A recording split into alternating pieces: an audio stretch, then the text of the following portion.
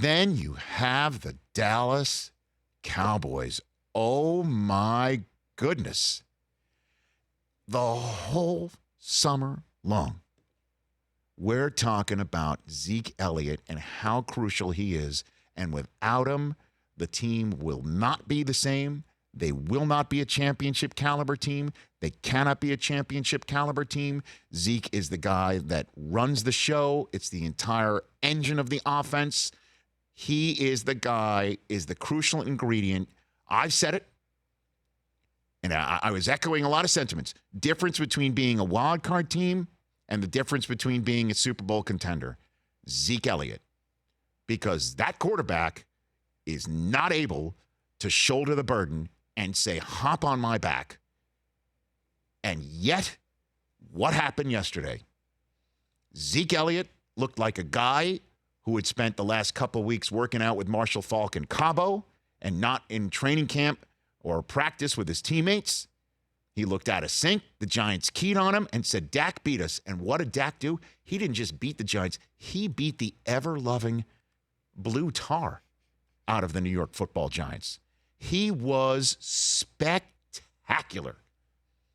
He was absolutely elite. Dak Prescott did things that no other Dallas quarterback has ever done. Statistically, and also, I'm telling you, what this kid did, spreading the ball around, finding receivers young. Kudos to you, sir, saying Michael Gallup was going to have a big year. 1 week in, big year. Yeah. Finding Cooper, finding Jason Witten in the end zone. He's on Tuesday's show. Finding 7 different receivers in the first half and throwing for 250 yards almost in the first half. Perfect passer rating by the end of the day.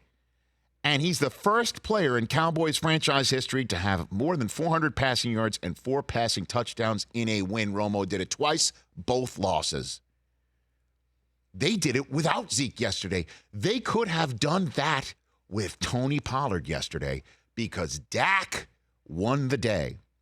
And sure enough, what did we hear after the game? His extension is imminent. You bet. You bet. You bet. Because the sky-high cost of doing business with him is only going to get higher because Zeke is going to get better. And he, Dak, is only going to have more weapons at his disposal. Randall Cobb, this offense, Tavon Austin, joke all we want about the Joneses. They have built a monster.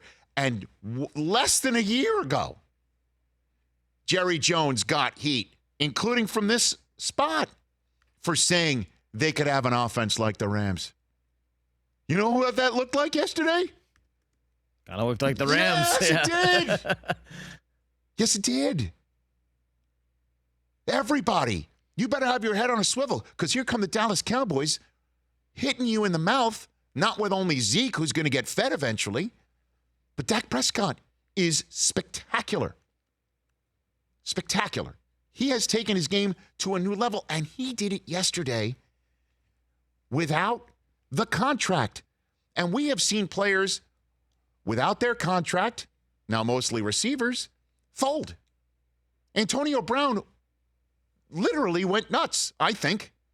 The guy took his shirt off and ran into his backyard celebrating the loss of $21 million guaranteed dollars. He got 9 from New England. He had 30 in his pocket from the Raiders, which leads you to believe that does seem like the reaction of a guy who's going from Derek Carr to Tom Brady at quarterback, but we'll hear what Drew Rosenhaus has to say about that over the next 3 hours. He spoke this morning on that very subject. Julio Jones had a bizarre press conference last week because he didn't have his contract, it seemed. Talked about maybe he'll be ready when his number's called or not. Well, his number got called. The contract got done before the game. Didn't with Dak. How did that affect him? Not one whit. Well, they do have a whit now.